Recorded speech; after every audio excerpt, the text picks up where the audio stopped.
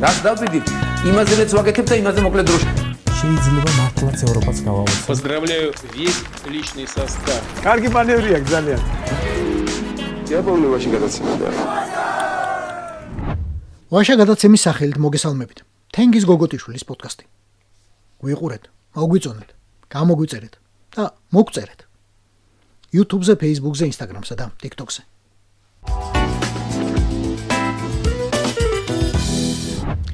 ვისაც თავი გაქვთ გადადებული და მაინც და მაინც უყურებთ და უსმენთ პროპაგანდისტულ ტელევიზორებს, ალბათ ახლაც გამოჭედილი გაქვთ ყურები ყობახიძის ქადილით ზელენსკი თავისი ინიციატივით მელაპარაკა ერევანში. მე არაფერ შუაში არ ვარ, შორიდან მისალმებას ვაპირებდი მხოლოდ, მაგრამ აღარ დამანება კაცმა თავიო. მე ინიციატივა მისმა მინისტრად წოდებულმა ბოჭორიშვილმა აიტაცა. უკრაინის საგარეო საქმეთა მინისტრ სიბიჰასთან სატელეფონო საუბარი მისივე ინიციატივით შედგა. სიბიჰასიო. იმან დამირეკაო. ნივინავატაეო. ხაზი გაესვა დიალოგის მნიშვნელობასა და ამ მიმართულებით შემდგომ ნაბიჯებს. აი ასე მოკლედ დაწერა ქართულმა სამინისტრომ. თავად სიბიჰამ კი გაცილებით მეტი თქვა. მეტი დაწერა. დღევანდელი სატელეფონო საუბრისას აღვნიშნეთ ჩვენს ქვეყნებს შორის არსებული კონსტრუქციული დიალოგი და შევთანხმდით ორმხრივ ინტერესზე უკრაინა-საქართველოს ურთიერთობების ნორმალიზებასთან დაკავშირებით. ჩვენ განვიხილეთ ორმხრივი ურთიერთობები და თანამშრომლობა საერთაშორისო ორგანიზაციების ფარგლებში. ასევე დავადასტურეთ ჩვენი მზაობა ორმხრივი თანამშრომლობის გაღრმავებისა და აქტიური კონტაქტების შენარჩუნების მიმართ. ეს ამბავი ახლა როგორ გავიგოთ? ბორეს, რა თქმა უნდა, ძალიანაც სიამოვნებს წარმოჩენა, რომ უკრაინული მხარე ითხოვს მასთან კონტაქტს და არა პირიქით. საკუთარ თვალში მე წონას იძენს ამით. მაგრამ პირველ რიგში ეს ატმასკა მოსკოვის წინაშე სჭირდება. ზელენსკისთან კონტაქტზე გასვლას პუტინი რომ არაპატიებს, იცის. ხო და იძახის, ეხა ზემო იმერელი კაცი ვარ ზრდილობიანი და ზურგი შეგწევა არ შემიძლია ადამიანისთვის. მაგრამ თან თვითონაც ხედავს და მისი რაზმიც ხედავს, რომ აგერ უკრაინის საწინააღმდეგო პოლიტიკისთვის საყვარელი ტელევიზიები დაუსანქცირეს. თლათ მამამარჩენელ სანქციები რუსული გავლენის გავრცელებისთვის მიარჩეს. და აი ამ ყველაფრისგან ახლა გათავისუფლება თუ უნდა და ახალი სანქციების თავიდანაცილება. უკრაინის თემაზე საუბრისას ცოტა უნდა დაიტკბოს ენა. ალბათ ამჩნევენ იმასაც, რომ ეს ხდება სულ უფრო მკვეთრი გამიჯვნის საგანი და ევროკავშირი დღეს უფრო მკაცრად იცავს უკრაინის იდეოლოგიური ინტერესებს, ვიდრე თუნდაც 2022 წელს. და თუ მაშინ შეიძლებოდა მკვახე დაქადნება, აი არ უერთდებ რუსეთის წინააღმდეგ დაწესებულ შეზღუდვებს და არც შეუერთდებიო, დღეს ამის გამო უკვე საჟელი გარდაუვალია. არა, ბორე არ თამაშობს ორ სკამობანას.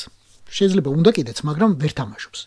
იცის რომ იმ მეორე სკამზე, სადაც მთელი ცივილიზებული მსოფლიოა, მისი ადგილი არ არის. მაგრამ თან უნდა რომ შეინარჩუნოს სახე, თან უნდა შეინარჩუნოს მსოფლიოს ბევრ ნაწილში გაფანტული ფული და თანაც უნდა შეინარჩუნოს სიცოცხლე, რომელიც შეიძლება ჩაისერთ პოლონიუმიან ჭიქაში კონდეს ვინმეს ჩატეული. კიდევ შევხვდებითო, მოგვიანები დაწერა მაკა ბოჭორიშვილმა და უფრო დეტალურად ვისაუბრებთო. აი, მაგას ველოდებით ყველანი. 4 წელია უკვე ველოდებით. ველოდებით პასუხებს კითხვაზე, რომელთა უმრავლესობა ასე ჟღერს. ვინ გეკაჩებოდა ენაზე საქართველოს არ შეუერთდება რუსეთისთვის დაწესებულ სანქციებს. ვფიქრობ, უკრაინაში ამ ომის თავიდანაცილება სავსებით შესაძლებელი იყო. ეს არის მარიონეტული ომი დასავლურ საზოგადოებასა და რუსეთს შორის. ველოდებით პასუხს იმავე კითხვაზე. ვინ გეკაჩებოდა ენაზე? ოღონდ ამ კითხვას ამ რუსებს ოდესმე საფრანგეთის პრეზიდენტი დაუსვამს ალბათ პირადად. საფრანგეთის პრეზიდენტმა მიხედავს უკრაინას, რომელიც გაწერეს განადგურებისთვის. მაგრამ განა მარტო პროჭორილელთა პასუხებს ველით. უკრაინის პასუხსაც ველით კითხვებსა და მოთხოვნებზე, რომელსაც პროჭორილელები წაუყენებენ ყოველ მიზეზს გარეშე, როგორც ულტიმატუმს. უკრაინის ხელისუფლებაში მაღალ თანამდებობებს იკავებენ დამნაშავეები, კრიმინალები, ძებნილები. აქ გამოსაყოფია კიდევ ერთხელ ზურაბ ადეიშვილი და ასევე გიორგი ლორთქიფანიძე. იმედი გვაქვს, რომ გადმოგცემენ დამნაშავეებს, უმძიმეს დანაშაულებში მხილებულ პირებს. ეს არის აუცილებელი პირობა იმისათვის, რომ არავითარი პრობლემა არ შეექმნას იმ ისტორიულ მეგობრობას, რომელიც არის ჩამოყალიბებული ქვეყნებს შორის. და მე ველით პროჭორილელთა სახეების ნახვას ამაზე პასუხის მოსმენისას. რას შეიზელენ და რამდენად? ზელენსკი ნეგატიურ კონტექსტში მე პირადად არასდროს მიხსენებია. ზელენსკი არის იმ ქვეყნის პრეზიდენტი, რომელიც არის დღეს ომის მდგომარეობაში და ეს ქვეყანა არის ჩვენი მეგობარი ქვეყანა. აქედან გამომდინარე, მე ყოველთვის უფრთხილდებოდი ჩემს სიტყვებს კონკრეტულად პრეზიდენტთან, ბატონ ზელენსკისთან დაკავშირებით. ასე ლაპარაკი შეცვლილი პოლიტიკური და სამხედრო ვითარების გამოძახილია. და ბოლოს და ბოლოს მიჩვევის ამბავია. პროჭორვილელი კი ფრიად ადაპტირებადი ორგანიზმია. თუ დაინახავს, რომ პუტინს გამარჯვების შანსი უფრო და უფრო ნაკლები რჩება და თუ დაინახავს, რომ ევროპა არ ტყდება და გვერდით უდგას ისევ უკრაინას, რაკი თავის ნაწილად თulis, კოცი მამლის სამყევილამდე და ჭორვილელიზებრის სამ დაყროყინებამდე უარყოფს, რომ ოდესმე რაიმე გადაბრუნებული უთქვამს უკრაინაზე, რომ ოდესმე მისთვის დამარცხება უსურებია და ოდესმე უწოდებია ზელენსკისთვის კოკაინშჩიკი კლდოუნი მაგალითად.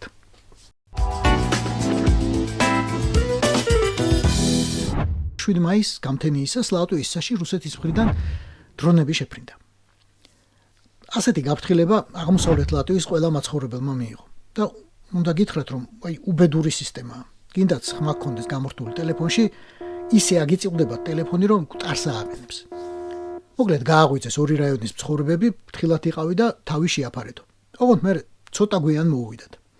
ამ დროს ერთი დრონი უკვე დაჯახებული იყო რეზეკნეს ავტოტერმინალის ერთ რეზერვუარს. ცარიელს და პატარა ცეცხლიც უკვე ჩამქრალი იყო. მაგრამ ამ დაგვიანების გამო ლატვიის პრემიერ-მინისტრი გვარიანად გაბრაზდა.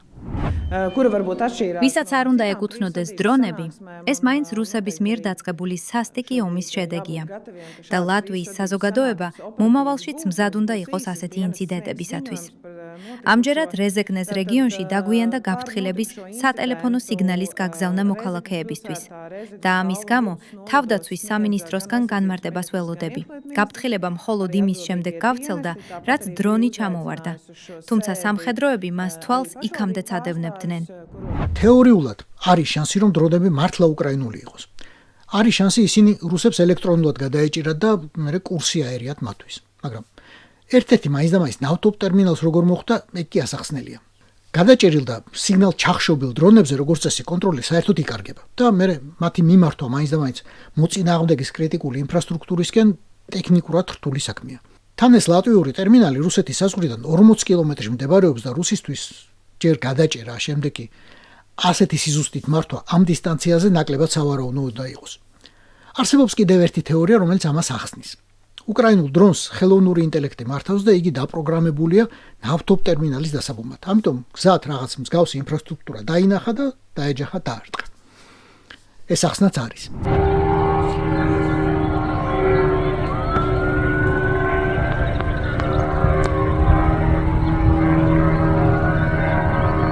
უკრაინული დრონების ვერსიას ამყარებს იმავე საათებში ლენინგრადის ოლქში ძალიან სერიოზული შეტევა. უცნობია საბოლოოდ რამდენი დრონი გაუშვეს უკრაინელებმა, მაგრამ რუსებმა თქვეს 29 ჩამოაგდეთო. რით ჩამოაგდეს და რას დაეცა, ეგ კი აღარ უთქვამთ. დარტყმის ამიზნე იყო ნავთობ გადამამუშავებელი ქარხანა კირიში, რომელისკენაც გზა უპილოტოებს უკვე კაი ხნის გაკვალული აქვთ.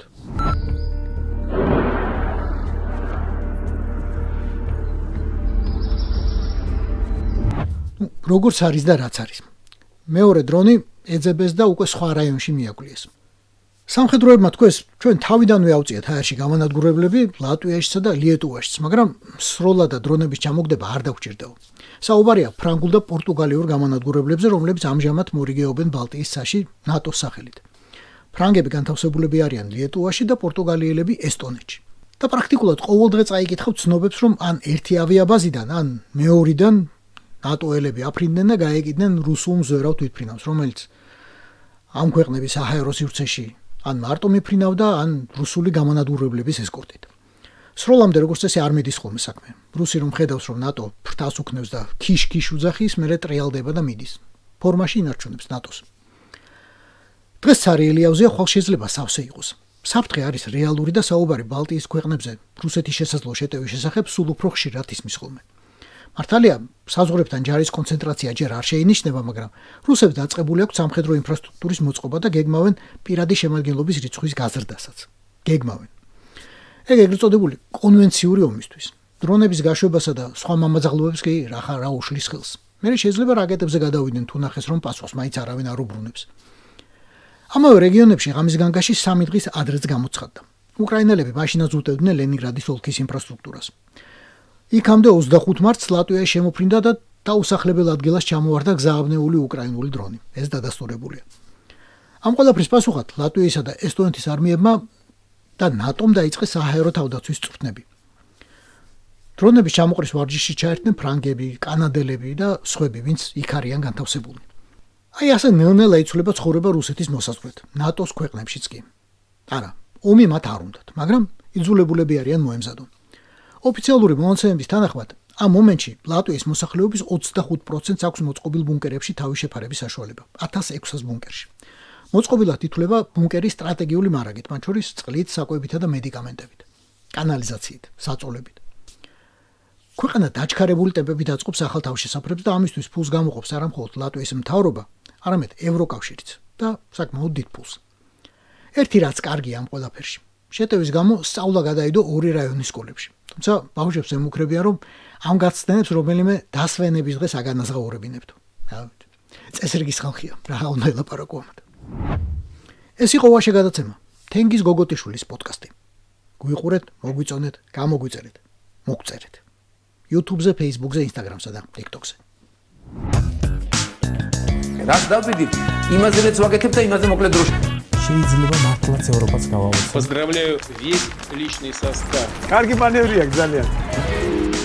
Я помню, очень гадаться.